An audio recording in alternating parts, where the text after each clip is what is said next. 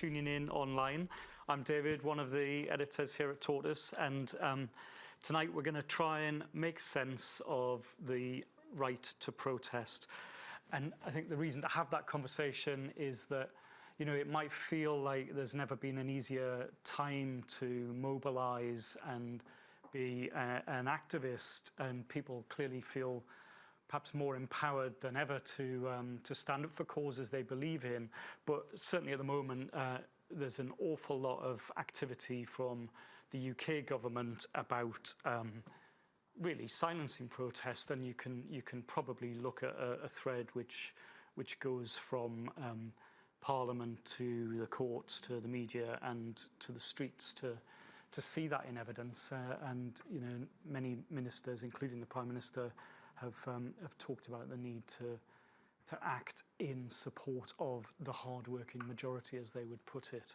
So there's an awful lot going on, and I think a central question, really, which, you know, I think whether you find yourself moved and inspired by protest or not, you know, there's perhaps this slightly uneasy moment where, you know, when people start disrupting transport infrastructure and getting in the way of working people's lives, you know, where's the balance? Where's the balance between having the right to live a life without disruption versus the right to non-violent protest, even if it involves disruption? So I'm hoping we're going to be able to figure out where we stand, and, you know, selfishly as well, work out where Tortoise takes its journalism on the subject, because clearly it's a live issue that we should be engaging with.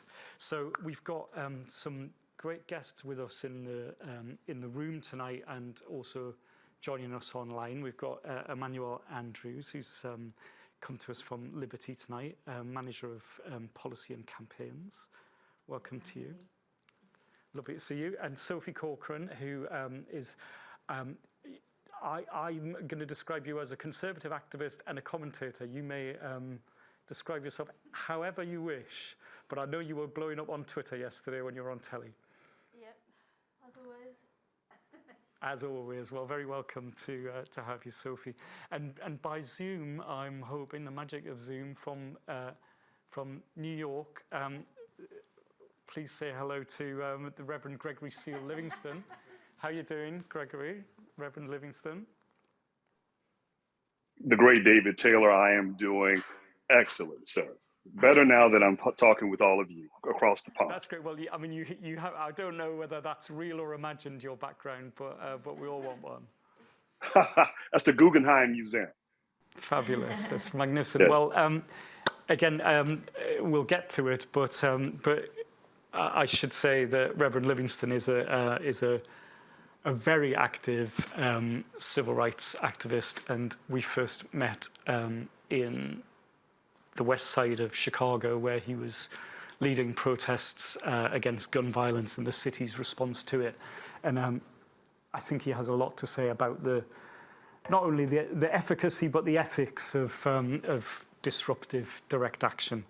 So there's our starting point. I suppose where what I should say is, if you haven't been to a ThinkIn before, it's not a free ride. You know that you need to say something and tell us what you think. You know, because I think you'll help us shape where we get to. So if you join us online, you can be active in the chat, and also raise your digital hand. My colleague Kat is keeping an eye on that this evening, and obviously in the room, you know, you can shout if you're one of the two dogs in the room, which I can see. You can bark if you wish, but I think they're both asleep at the moment. And yeah, we'll see where we get to. So I think just to get us going, if you don't mind, a bit of show of hands. I just want to see where people stand at the outset. So, you know, joining in the chat. I think Kat's going to put the question in there. But in the room, I think a show of hands. I wonder who here supports the principle of non-violent direct action protest, even if they shut down transport networks. That's quite a lot. Is that almost, but not entirely universal. It's going to fall to you, Sophie, to run the counter argument, I think. And just to test your resolve, those people who put your hands up, who here would change their mind if they were personally inconvenienced by a protest?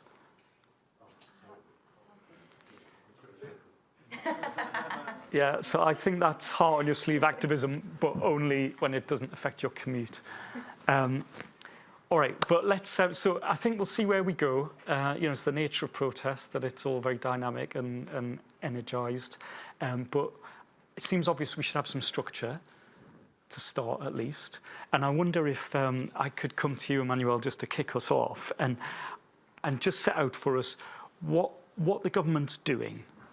Because I think we've seen one piece of legislation that has actually just gone into law and another one on the way, not as a spoiler for those who aren't following along. But so what are they up to?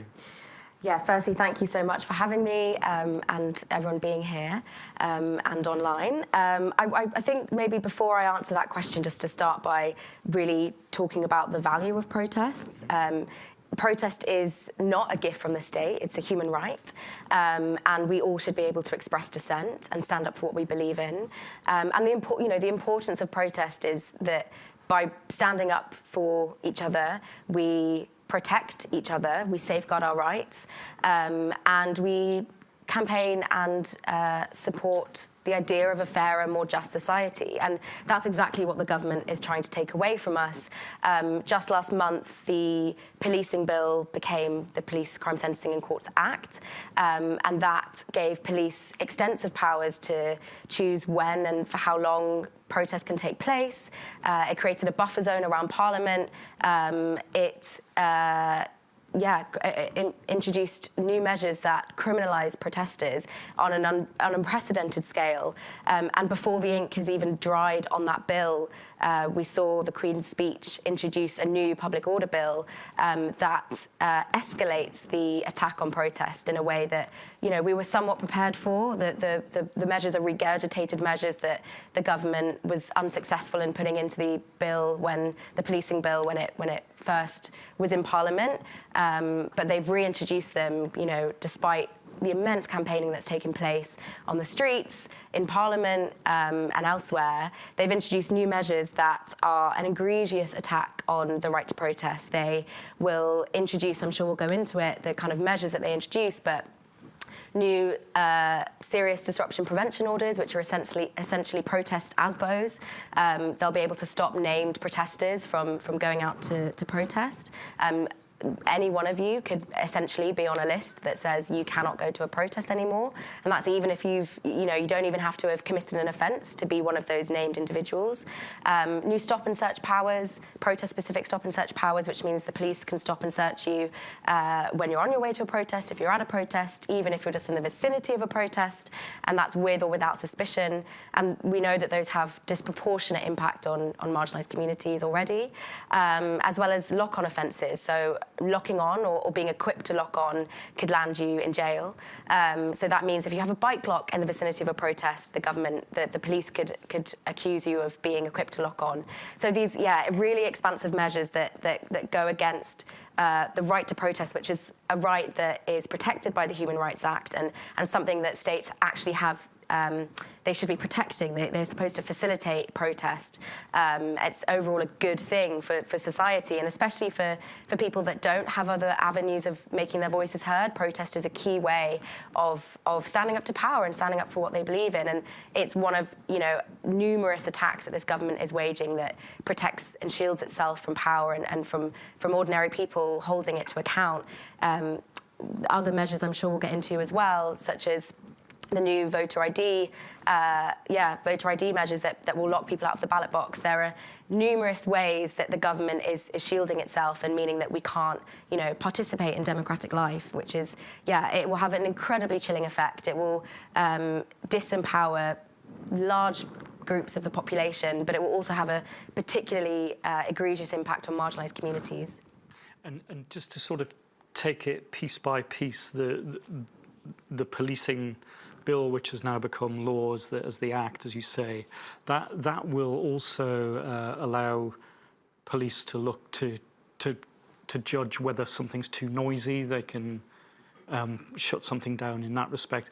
And there's something about static protest versus a march. Could you just thank you. So yeah, I mean, a massive bit of the campaigning that we were working against at Liberty and as well with other organisations was this new trigger of police being able to impose conditions on protests if they believe or fear that it's going to be too noisy, which is, quite antithetical to the idea of protest when noise is really at the heart of protest and literally how we make our voices heard.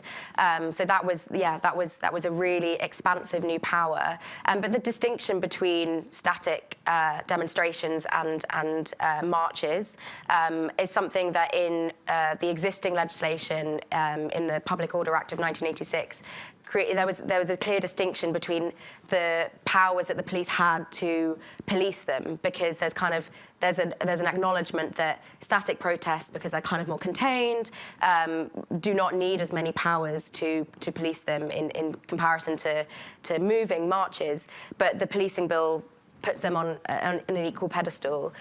And have I got this right, that it would allow police to say you can be here for 2 hours, you can set a time on it in the way that perhaps marches are regulated? Yes, exactly. So it will, they actually have the powers to impose any condition that they believe will prevent serious disruption, which is really broadly defined, and will have a real impact on the way people go out and protest. There's a new condition where you don't even have to have known that a condition was put in place, you just ought to have known. So, for example, if a condition was that that there could only be 100 people at a protest, if you're the 101st person, and you wouldn't necessarily know that you're the 101st person. You don't have a defence that you didn't know, and that really links in really well with the new public order bill, where if you, for example, were the 101st person and you therefore committed an offence, because that's what you would have then be doing by being that 101st person, you could then be one of the persons subject to the serious disruption prevention order. So you could then be a named individual prevented from going to a protest or engaging in political life. There are numerous restrictions and obligations that being subject to these protest ASBOs would mean that you can and can't do. Including being tagged, I believe. Yes, exactly. So one of the measures involves, if you're subject to one of these protest ASBOs, you could be tagged with GPS monitoring, which is, obviously such an oppressive, draconian measure that's really out of an authoritarian playbook, and something that actually when the Home Secretary was thinking about these powers, even before the policing bill was actually introduced into Parliament, they consulted with policing bodies about some of these powers, and policing bodies said, we don't want these powers. They go too far. We have enough powers as it is, and these powers really change the ways in which police engage with protests and really politicises protests in a way that, will really shift the balance of protests in favour of the authorities. Well, thank you for that, and I'll get to you in a second, Sophie, but just from the audience, my colleague Liz, you were very swift to put your hand up. I think it's probably a question which I know we're not allowed, but I'll ask it anyway, which is, I'm a fair weather protester, is the truth. I've done the big ones, the greatest hits of protests, the March Against the War in Iraq, did the Women's March, a few other bits and pieces here and there. And I suppose my question is, because the word protest means against something, but, and in the case of the March Against the War in Iraq, that was very clearly the case, against something. And the Women's March, it was sort of against something and for other things too. And I suppose my question is whether the new powers that have come in with when the bill became the law, whether something like the Women's March, notwithstanding the sort of appetite for doing, the sort of freedom to do something like that, whether the police response to something like that, we all saw what happened at the vigil for Sarah Everard, for example, and the police can pick and choose which things they do and don't think are okay. I suppose my question is whether the Act distinguishes between causes in some way, or like would the Women's March happen now? I suppose is the short question. It's a really good question, and I want to come to your point about being a fair weather protester as well, because it's really important. The problem with the way in which the bill has been drafted, the Public Order Bill and the Policing Act, the Police Crime Sentencing and Courts Act, is that absolutely any protest is under attack, regardless of the issue, which both means that it is a whole-scale attack on protest, but at the same time, we know that particular protests are going to be targeted. So, if we look at the environment for protest over the past few years, it's certainly been the case that protest has been made more difficult, particularly for marginalised communities. We saw it with the Black Lives Matter protests over 2020. They were kettled, which is a really oppressive police tactic to intimidate and harass people, and it has really kind of psychological impacts as well. But yeah, I mean, as you said, we saw the impact, the response to the Sarah Everard vigil, and I think that's a sign of what is going to come. And to your point about how you protest, I mean, you named two. I mean, obviously the Iraq War protests would have been over 5 years ago, but had those protests been within 5 years, you could be subject to one of the protest banning orders. But also the Home Secretary, so the Secretary of State of the day, is also able to further define what serious disruption means. So under the wording of the bill, they could put in more language to say, in secondary legislation, to say, we want to stop environmental protests, arguably. So yeah, and I think we will definitely see a trend of what protests are allowed and what aren't. But in many ways, that's no different to how protests have been policed and responded to by the state. BLM protesters were called thugs, for example. So yeah, great question. I think it's interesting that in the preamble to the bill before its second reading, the Home Secretary was very specifically calling out environmental groups like Insulate Britain. So it's clearly that they have those groups in mind. Sophie, I wonder if we could come to you. Just let me give a little bit of context first, I suppose. When you think of the Extinction Rebellion, Oxford Circus protests, where they were there for pretty much solidly for 2 weeks, and there was various actions around in 2019. The cost of policing was about £37 million, they said, and you might argue about whether or not it's actually police overtime that should be reformed rather than the right to protest, but it's a lot of money and it's a lot of disruption.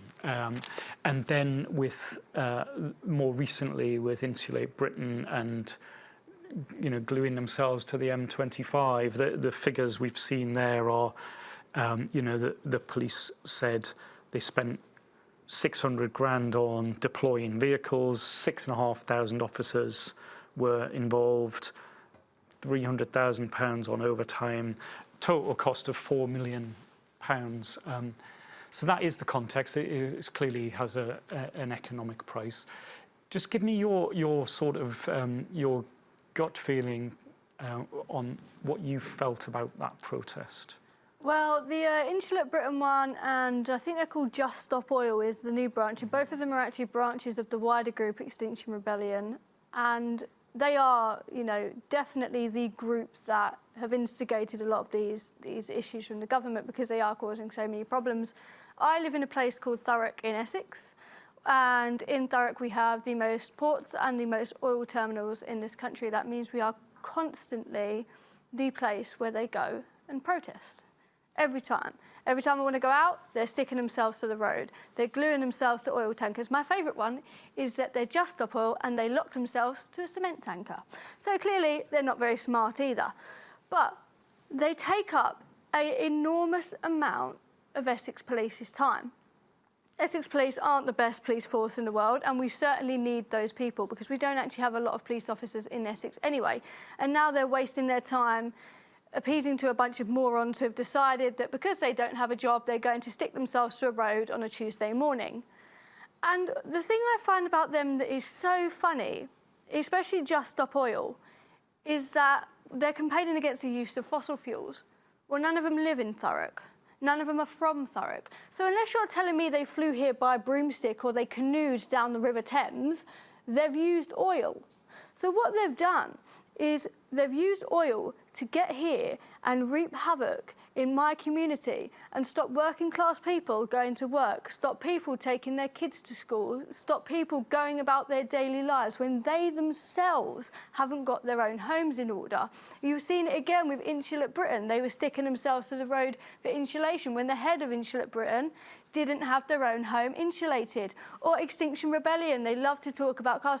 She drives a diesel car. And she said, oh, well, the reason why I drive a diesel car is because I can't afford an electric one. All right, love, how the hell do you expect everybody else to afford an electric one if you yourself can't afford it? This is the problem. They are a bunch of hypocrites and they are causing trouble to ordinary working class people in my town. And now they're not hurting the government. They're not achieving anything by doing the things that they're doing. What they're doing is they're bullying ordinary working class people. And it's the working class people in my sorts of communities that are saying, for God's sake, stop this. And we're seeing the police sitting down with the protesters doing nothing and saying, can they get rid of them? Because we want to continue with our daily lives. So there's going to be a real divide between potentially people like you, my lovely, who love a good protest sometimes, and people like us, who are often the subjects of those protests. And there is going to be a divide with that.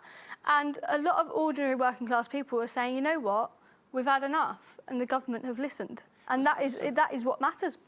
And Sophie, is it the issue that upsets you, or is it the tactic? I mean, would it matter what the issue was? Suppose it was a cause that you were strongly in support of. I mean, it's the tactics. I mean, I'm very, very fondly aligned with the arguments of Black Lives Matter and their views and what they were trying to achieve. What I did not like is when that young boy walked all over the cenotaph. What I did not like is when in the United States they were burning cities to the ground. What I did not like is the violence that they used. Oftentimes, these protest groups, and it's often the left-wing ones, I'm going to be honest with you, take reasonable messages that you think, okay, that's a good idea, I can get behind that, and completely and utterly destroy them. Because I tell you now, I mean, I'm actually pro-climate change. I actually think that I want more climate change because of these morons gluing themselves to the road just to wind them up. A lot of people have been alienated from these causes, and I've got a lot of problem with the method. The method is my biggest problem, and the method, you know, if there, for example, the anti-lockdown marches, I did not agree with lockdowns at all, but I did not like the way a lot of people on those marches behaved, because again, it made us look like yobs. It's made it look like bad people. I didn't like the way they behaved because I felt like it destroyed the messages. So that's one thing. But also with the Insulate Britain and Extinction Rebellion, I do think they're just a bunch of massive hypocrites, and they don't actually care about the message themselves, because if they did, their homes would be insulated, or they'd stay at home and save the oil instead of coming to Thurrock to glue themselves to our road. Or the glue itself has oil in it. So there we go. All right, well, we'll get to the substance of the environmental protest issue in a bit, but I'm just going to bring in, since you mentioned Black Lives Matter and its expression in the US, I'm just going to bring in Reverend Livingston. And so just as a bit of context, we met in West Chicago when there was a sort of terrible summer of gun violence in that community. And you ministered in that area. I know you're in New York now, Reverend Livingston, but I wonder if you could just tell us what you did, what action you took, what action you led, and whether or not you were concerned about disruption.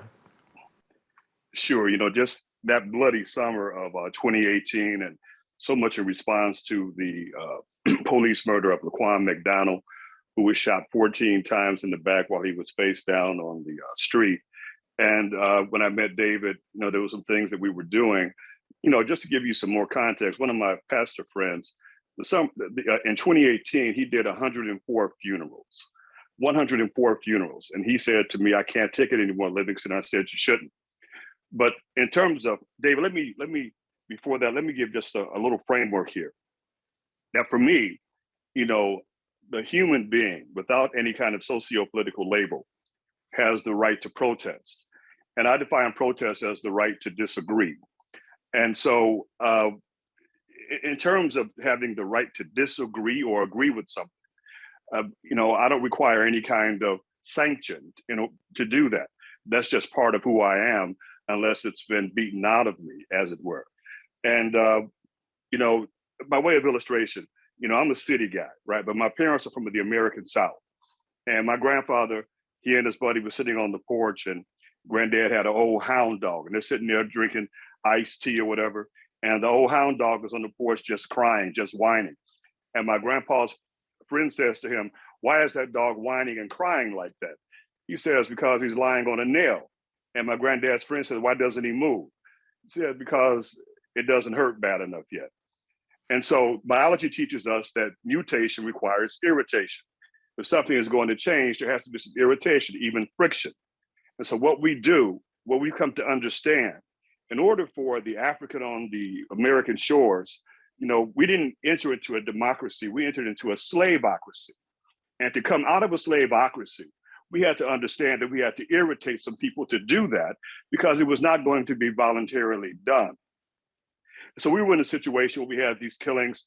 The mayor had closed down 50 schools at one time, the largest mass closing of American schools in American history. And this destabilized neighborhoods, if you can only imagine, because you have kids that the schoolhouse is not only a place for academics, but for many of them, it's a place for stability and mentorship and things of that nature. So these neighborhoods became destabilized. There was a rocketing of violence in the city. And of course, we had the Laquan McDonald murder and other things that were happening.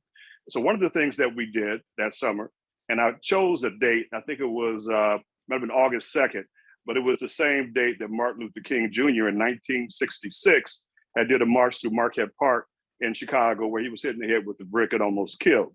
So I chose that date, and we shut down Lakeshore Drive, the iconic Lakeshore Drive in Chicago.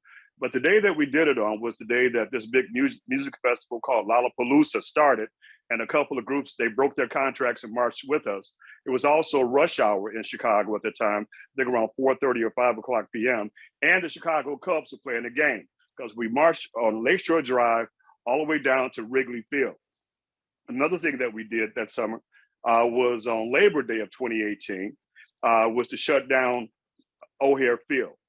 And so people say, were people inconvenienced? Yes, but the violence and the tale of two cities also inconvenience people. But we find that sometimes the only way to make something happen is you have to make it happen. And, I don't know about, I love the UK, I love London, I really do. But, the experience here in America, if I could say this to my UK friends, is that when you look at how America came about, that there was this decision to flee the monarchy, to create a democracy. And then within that democracy, you have a bicameral system, Congress, right? Which is to deal with the aristocracy and things like that. But then we're supposed to have a democracy that has as its underpinnings meritocracy. But the hypocrisy of the meritocracy was the slaveocracy, which is sourced and informed by a colortocracy and a pigmentocracy. So when you have all of these tocracies and systems around, they all want to thrive and survive. And the only way you could come up against them, that if the laws are not in your favor, change the laws. A white police officer at a press conference one day, he made an accusation based upon him being the victim of incorrect thinking. And he said that I was a racist.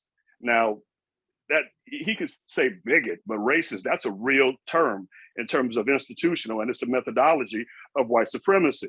And I said to him, I said, "Sir," I said, "well, if I'm a racist, let me ask you a question. Do you know of any laws that Black Americans have ever drafted or legislated to restrict the citizenship of white Americans?" And he just looked at me. I said, "I'll answer it for you, no." I said, "But do you know of any laws that white Americans have drafted or legislated to restrict the citizenship of Black Americans?" And of course, the answer is yes. And here's the thing when we deal with legislation and laws, David and everybody else, is that we could change the law, but it doesn't change people's hearts. What I mean is that culture and the law don't always track. And one of the big things about protesting is whether or not you have skin in the game. You see, if you don't have skin in the game, if it ain't your skin in the game, you can kind of have arse it. Is that British arse, A-R-S-E? You can kind of half arse it, right? Because you ain't got to worry about yourself. You're okay. And if you're part of the system that has benefited, well, then you don't want to lose your benefits. So you go and sometimes and you stand with some other people who are fighting in a way that you have no knowledge of, that our air is different from your air, whether you believe it or not. You know, you weren't born into this. But if you don't have skin in the game, be careful and stay wary of those who march next to you, because we're going back home to different places and situations and different cultural perceptions of who we are that impact us on a daily basis. I hope I addressed some of that, David. Yeah, you definitely did. And just to be clear, the protests that you organised, you didn't run them in your own neighbourhood, did you? You very much went where the wealthy end of Chicago was.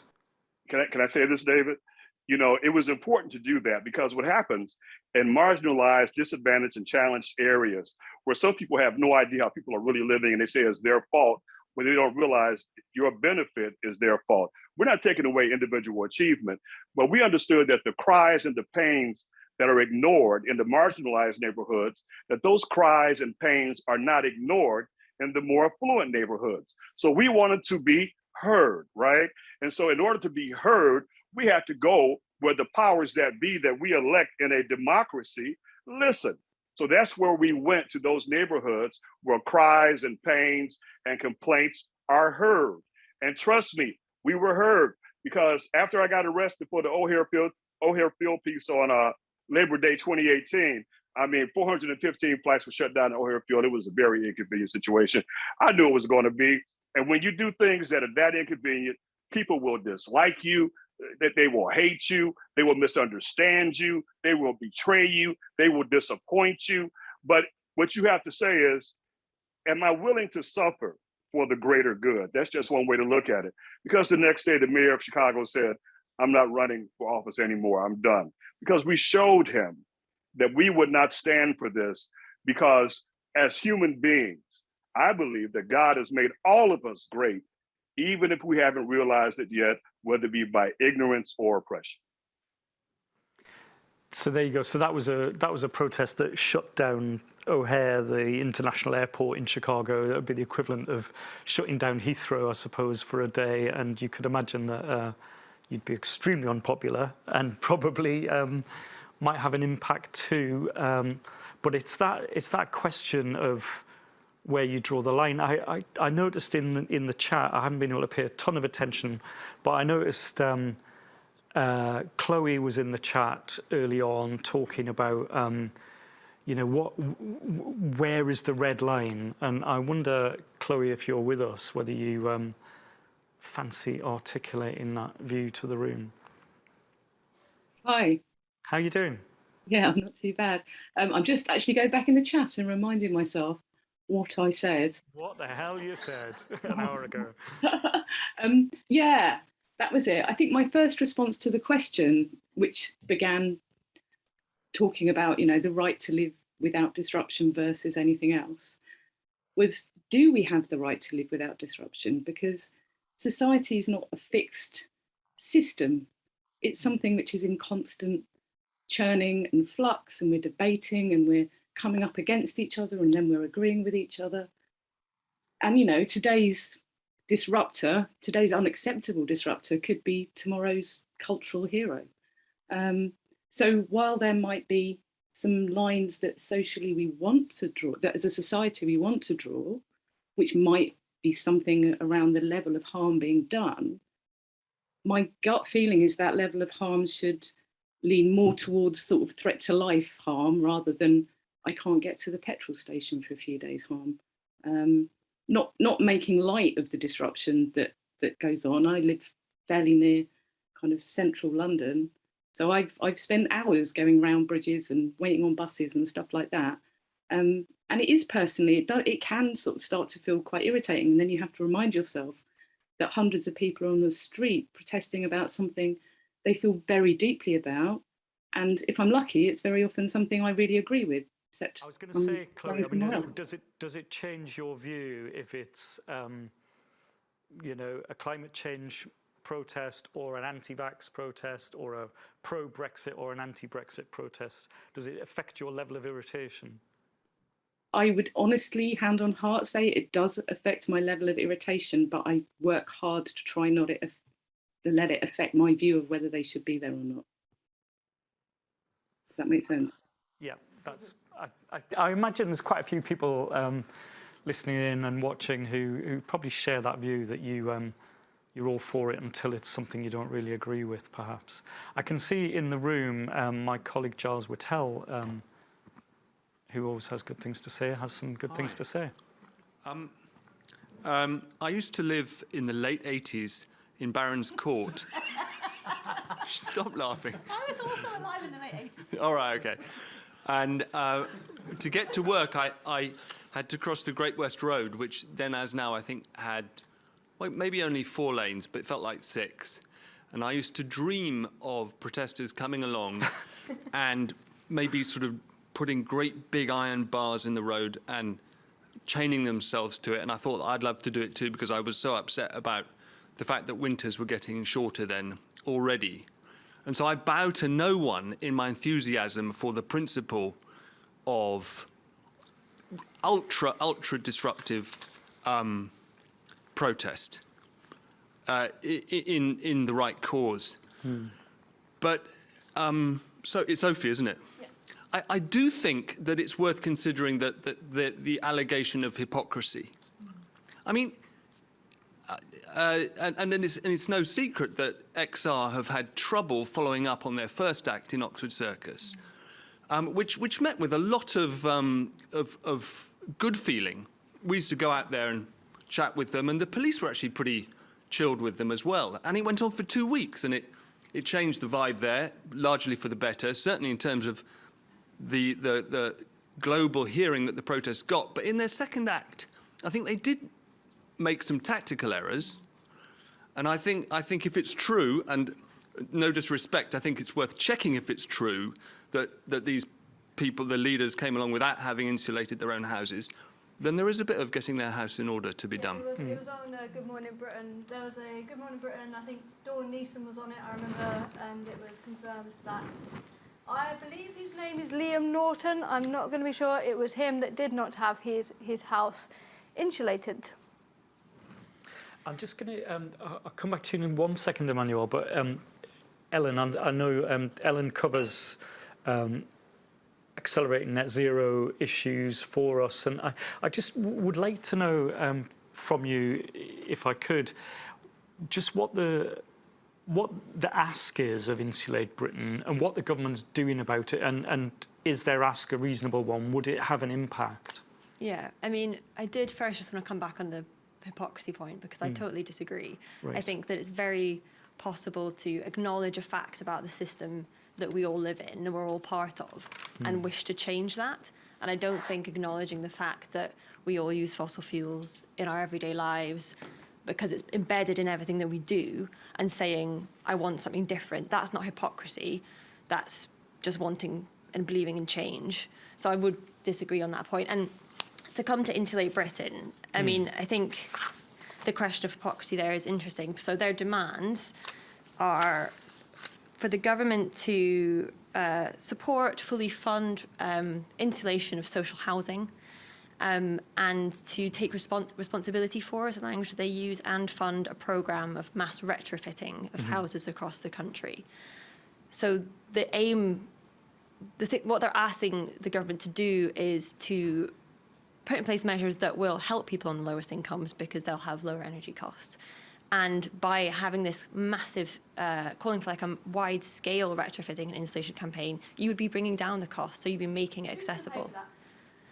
Well, that's the key question. There's no such thing as government money, it's taxpayers' money. So the government isn't going to pay for it, are they? The taxpayers are going to pay for it.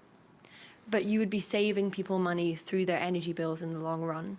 So, I mean, there are many reasons why you'd want to do it, but the fact is they do have quite clear demands. They are saying right now it's too expensive and they want it to be more accessible. And I don't think that's hypocrisy. And it's very needed in the UK. To speak to Dave's question about what the government's done so far. So far, they've done very little. They've put down the VAT on insulation and energy efficiency measures, but that's about it. The UK has the leakiest housing system in Europe, possibly the world, and the kind of rate of insulation has dropped 95% since 2012, month on month. So it's absolutely massive, and not very much is being done right now. Thank you. Emmanuelle, let me bring you back in. Yeah, thank you, and thanks for those additions as well.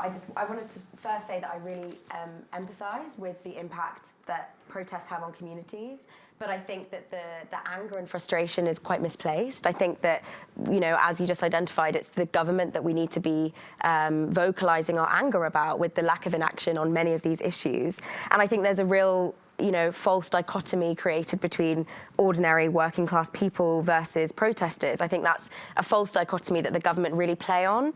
I think it's worth noting that many people feel compelled to protest at different phases and stages of their lives. You know, one day might be a taxi driver who's annoyed that XR are blocking his route to continue his job, but then the next day he might be wanting to protest against increased fuel prices.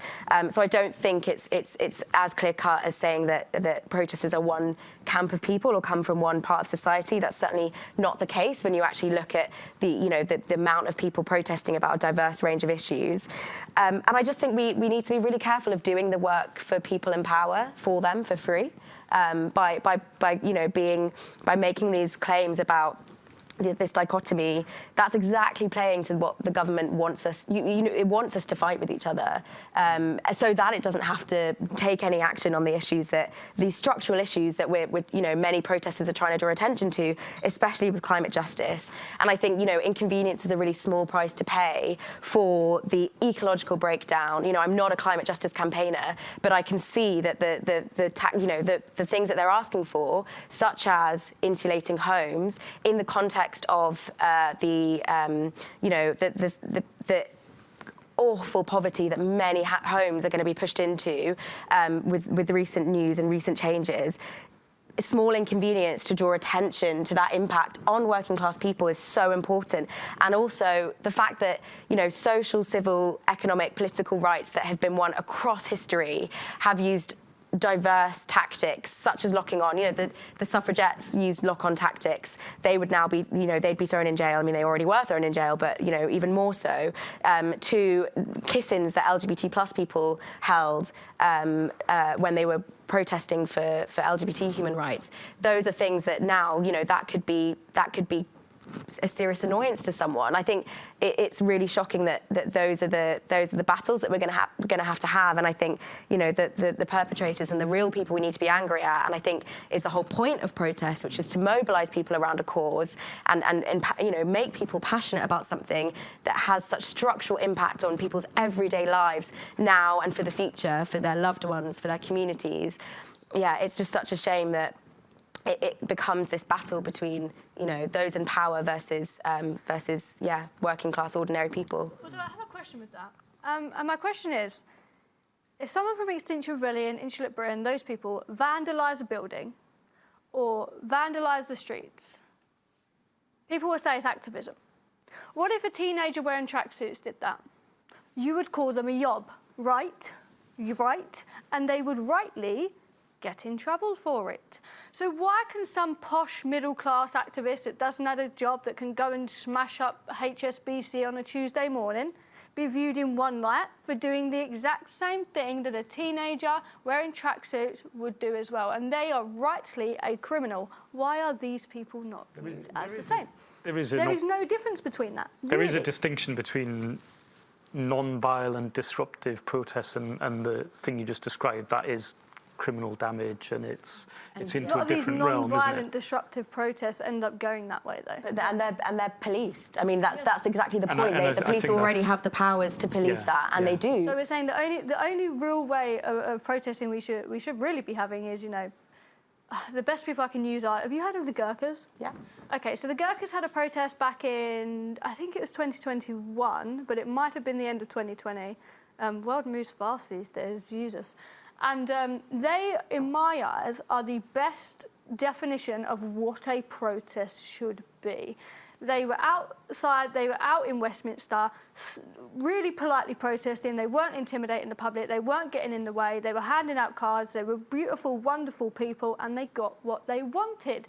The people that glue themselves to the road, I can guarantee you, will not get what they wanted because they glued themselves to the road. Because I actually worked with the Gurkhas on against the policing bill, so they actually really disagree with the attacks on protest that is happening. And actually, they were really harassed by the police when they were undertaking their protests in Westminster. So the Gurkhas, for context, they're a group of Nepalese ex-military personnel that were fighting for fairer pensions because they weren't paid adequately, and they were protesting in Westminster, which, by the way, they wouldn't be able to do under the policing bill because of the new buffer zone. But they had to escalate their protest to a hunger strike because of the inaction from the government. And many of them are really elderly. They're 70, 80 years old, had to resort to hunger strike. The police harassed them and took away their tarp that were keeping them sheltered. So they had to sit out in the rain, and it was a really, really awful condition. Take away their tarpaulin? Because they weren't. You're not allowed to have a structure in Parliament and around Parliament, and because of the crackdown on protest that has been happening for years, they were seen as aggressors and they were seen as these enemies of the state. So actually, it's been really interesting working with the Gurkhas because they are fully aware of the fact that the bill, the Policing Act now, would have not even allowed them to take on the measured protest steps that they were able to take, but they're also deeply aware of the fact that they had some sort of privilege in a way because they were elderly, and so they were partly respected, but they know that one of the things they were calling for was more people to come down, and they wanted more people, and they wanted to have these massive, loud, disruptive protests, but their cause is quite fringe, and so they weren't able to have that impact. So it's, I'd push back on that. I'm just going to go to, if I can, if she's still on the call, Grace DaCosta, who is in the chat. Grace, are you with us? Hello. Hello. Grace, how are you doing? And Grace, you're with Quakers in Britain, I think, which is an organisation, obviously a religious organisation with a pretty long history of fighting for radical change. I just wonder, what your position is on disruptive protest and how, if at all, you've been involved in campaigning on these protest issues.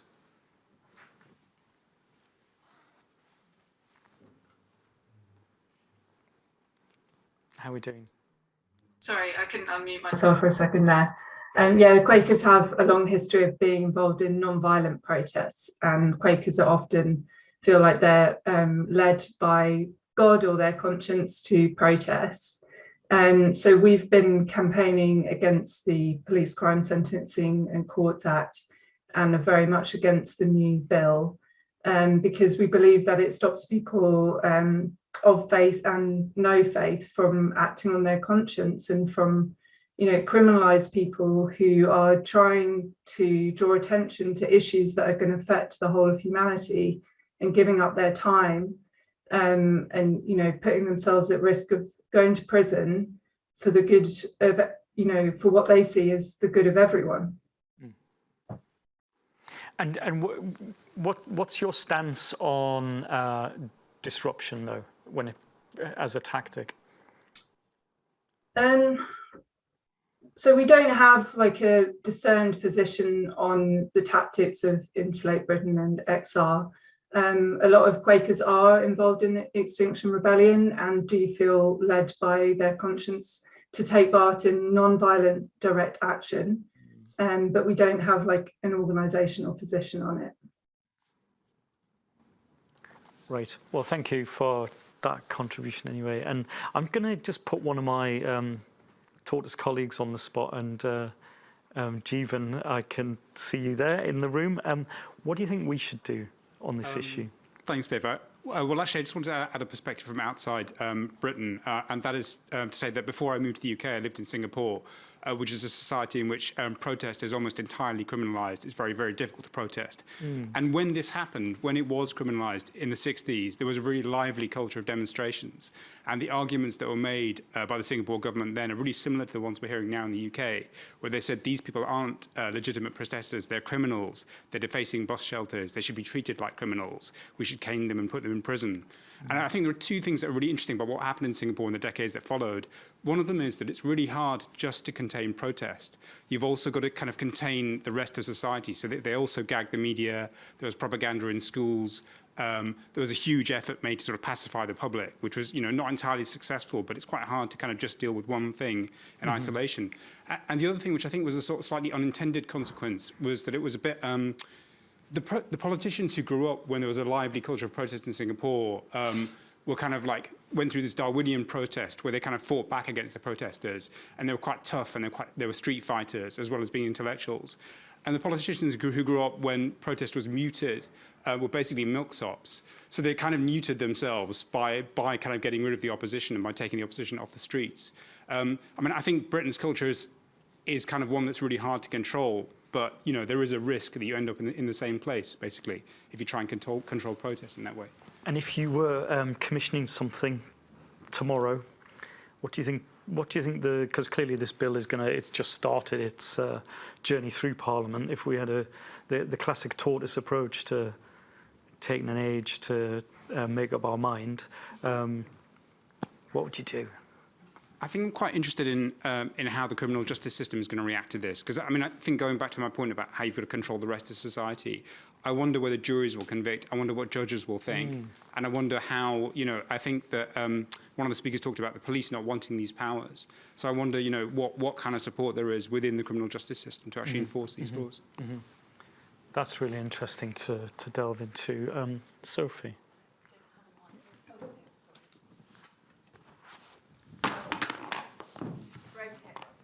Sorry. There you go. I suppose I'm wondering whether or not it will actually work, because I think the people, as XR have shown, they're the extreme.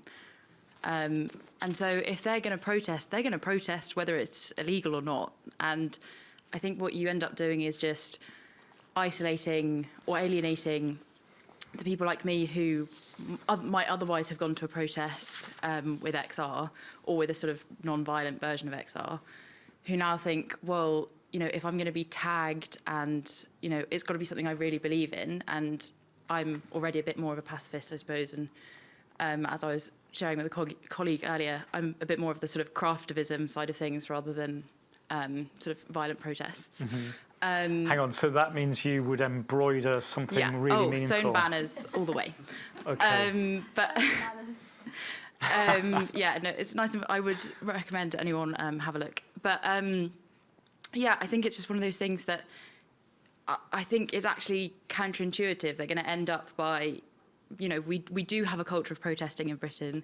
We do have a culture of, you know, standing up for what we believe in and, you know, going out on the streets. And I think that if you say, well, it's now illegal and now you're going to be arrested, you take away all those moderate people who are going, oh, God, well, I was just going to hold a banner and sort of, this looks exciting. You know, lots of people are walking by. What's going on there? Yeah, and I wonder how that will actually change I think it's a protesters. good point as well, actually, though, is your point of will it stop the protesters? And the other point is, are the criminal justice system and, you know, the jury's going to do it? Because one of the examples I'll give you with that is the Colston Four. There are 4 people that destroyed the Colston statue in Bristol. They pulled it down on video. You can see it. It's very obvious what they did. They were obviously charged for criminal damage. They went through the courts and were found not guilty. But they are on video, clearly pulling the statue down, and they were found not guilty. Why? Because of the jury's opinions of what their protest was justified. So you are going to get a lot of pushback, I actually think, from the legal side of things, as you do with everything with the government, as we do with the Home Office, with this bill. Because ultimately, they are the ones that are in charge of upholding the law, and some of them don't want to do it. I'm very conscious that I can see a little flag at the end of our screen, which suggests we're running out of time. I wonder if I could just come back quickly to you, Reverend Livingston, and just I wonder if you have a message for protesters, young protesters in particular, from around the world. Where do you say they should go with their protests, whatever their issue is? You know, I've been fortunate to have been mentored by individuals that were connected with the civil rights movement of America in the 60s, and also with the Gandhian movement in India that preceded that. And those two movements were connected. And one of the things that's important is not to become contextually provincial, as it were. What I mean by that is the Euro-American hegemony has not always existed, but the human greed for power has. So there's always going to be some kind of organic struggle or shift in terms of this power. What you come to understand is that history doesn't repeat itself, but human beings, we repeat ourselves. And so whether comfortable individuals don't want to make other people uncomfortable because they don't want to be uncomfortable. The colonizer teaches the marginalized that you should not make people uncomfortable, even though you are uncomfortable. But what happens in terms of, I believe, the human spirit, and you learn this doing strategy and tactics, is that there is no such thing as an unbloody birth. Any renewed effort in society in order to maintain human dignity and to alleviate human suffering and to optimize our quality of life is going to be met with opposition. I call it political physics, David and everybody else. For every action, there is an opposite reaction. There is Emmanuelle and there is Sophie. They've always existed, but only not in these particular forms. But what you learn to do is that if someone is anti-colonizing or someone is pro-colonizing, history has already shown us how we deal with that and how we attack that. And so in terms of what has to be done, one, be authentic and be true. Number two, Dr. King talked about unmerited redemptive suffering. Again, there's no such thing as an unbloody birth. You're going to have to volunteer to suffer, and you're going to have to walk in the shoes of the suffering as well. You just can't do it remotely. There is no virtual without the actual. The hybrid is awesome, but you know, Shakespeare said, "Cut me, I bleed; tickle me, I laugh," and all that, right? You know, you got to walk in. You got to sometimes have a hungry stomach with someone who doesn't have the option of having a hungry stomach, or someone who's cold in the wintertime because they can't get a coat. Someone who has mental problems because, for whatever reason, even just the stresses of life. Because, you know, again, the colonizer will always try to tame, you know, these other human beings because they know who and what they are. They understand their capacity as human beings to be great. So be careful in understanding that oftentimes as the oppressed begin to evolve into being accepted into mainstream society, oftentimes they are asked to sacrifice their drive and their will and to be what we call tame, T-A-M-E. Beware of those that have been taught to be tame. If you ever seen the movie Django with Jamie Foxx and Samuel Jackson, Jamie Foxx was the slave who wouldn't be a slave.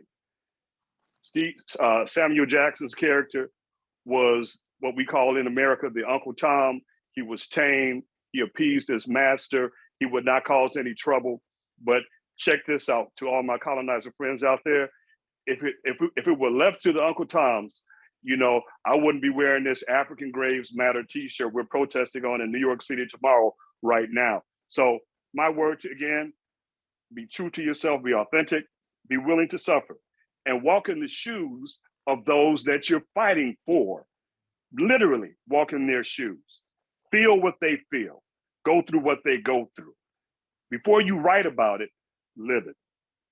You remind me, I always feel very inspired by the late Congressman John Lewis, and you know, he was the great civil rights activist before he was in Congress, and he firstly said that people should never be afraid to cause good trouble, and I think we as a newsroom should be motivated by that. I think all newsrooms that are truly good cause trouble. And the other thing was that he always said when he went on a protest, you'll see it on the footage of Selma when he gets hammered over the head. He's wearing a cute little rucksack, and he had an apple, an orange, a toothbrush, and 2 books in his rucksack. So he always took that with him in case he got arrested and locked up for the night. So don't forget your fruit. Don't forget something to read. Nice toothbrush, and be willing to cause good trouble. And I think that's really where I sort of come out of the conversation, that, you know, we're journalists, not activists, and so, you know, our imperatives aren't always the same. But I think that there are probably too many newsrooms in London at the moment that get up in the morning and ask the question, how can we support the government today? And I don't think any of them are doing asking the right questions or doing the job properly. So I think it's our job always as journalists to ask difficult questions and find things out that make people change the way they think. And you know, I think that is the approach perhaps we should take when we address the new public order bill. But I thank you all for joining in tonight and helping us get somewhere. As ever, it's a long and bumpy road, but hopefully it leads to great places. Thanks so much for joining tonight.